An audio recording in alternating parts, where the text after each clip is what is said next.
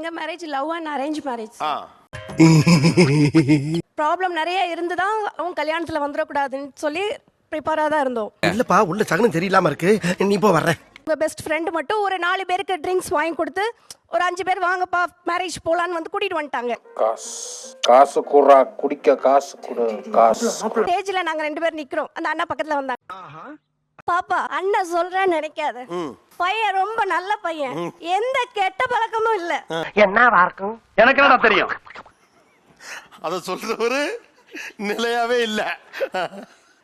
காசு காசு குடு காசு காசு சொல்லிட்டு இப்படி போயிட்டாங்க.